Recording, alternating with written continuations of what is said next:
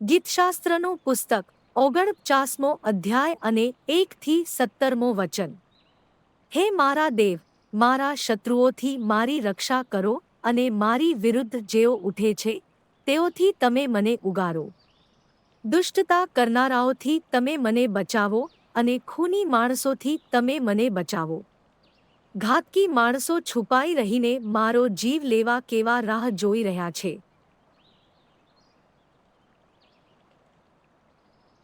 હે યહોવા, મેં કોઈ પાપ કર્યું છે કે કોઈ અપરાધ કર્યો છે કે જેથી વિપત્તિ મારા ઉપર આવી છે?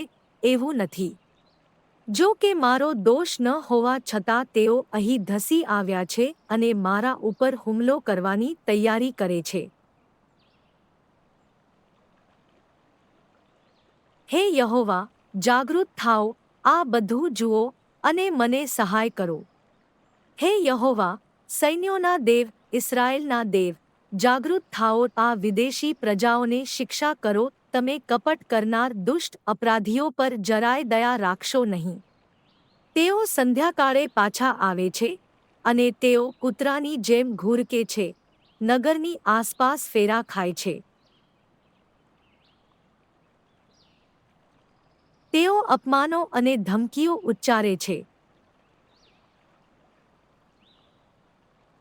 તેઓના હોઠોમાંથી તરવારની જેમ શબ્દો નીકળે છે.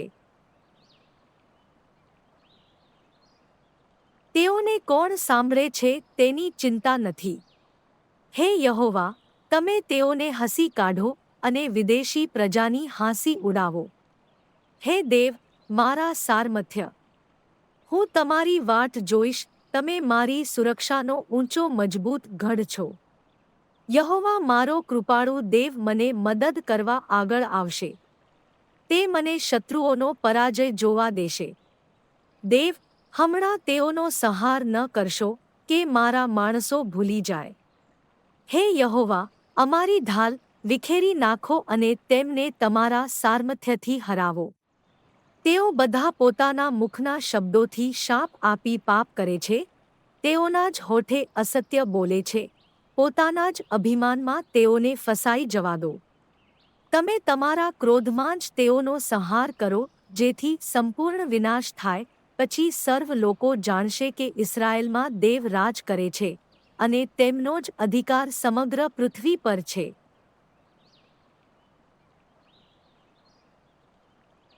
સંધ્યાકાળે દુષ્ટો પાછા આવી કૂતરાની જેમ ધૂરકે છે અને તેઓ ચોરી છુપીથી નગરમાં ફરે છે.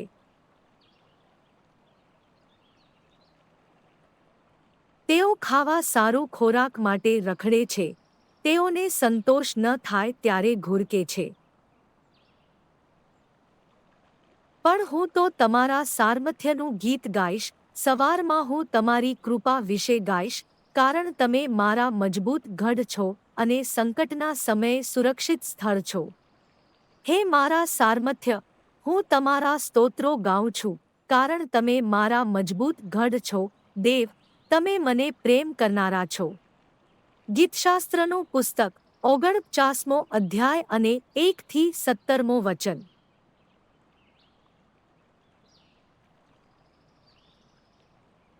ખ્રિસ્ત વતી અમે તમને વિનંતી કરીએ છીએ, ભગવાન સાથે સમાધાન કરો.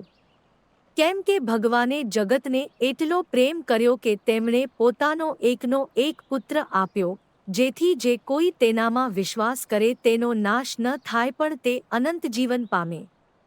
એવું લખેલું છે, મસીહ દુઃખ સહન કરશે અને ત્રીજા દિવસે મૃત્યુમાંથી ઉઠશે, અને તેમના નામે પાપોની ક્ષમા માટે બધા દેશોમાં પસ્તાવો પ્રગટ કરવામાં આવશે.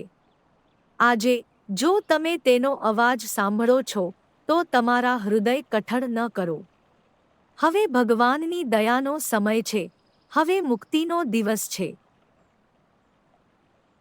હે સાહેબો, મારે શું કરવું જોઈએ જેથી હું બચી શકું? પ્રભુ ઈસુ ખ્રિસ્તમાં વિશ્વાસ કરો અને તમે અને તમારા પરિવારનો ઉદ્ધાર થશે.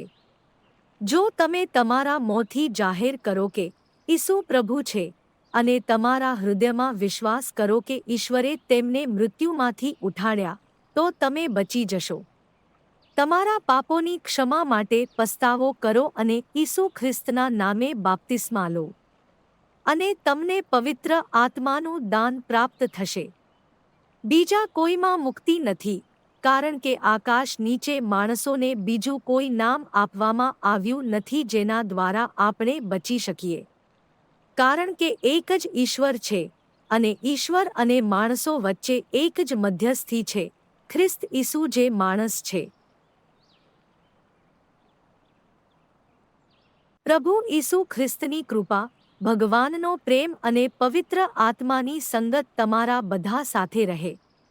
આપણા તારણહાર, એકમાત્ર જ્ઞાની, ભગવાનને મહિમા અને મહિમા, પ્રભુત્વ અને શક્તિ, હવે અને હંમેશ માટે હો. આભાર અને આમીન. અગાપાઓ પડઘા. સીમાઓ પાર કરતી જુબાની.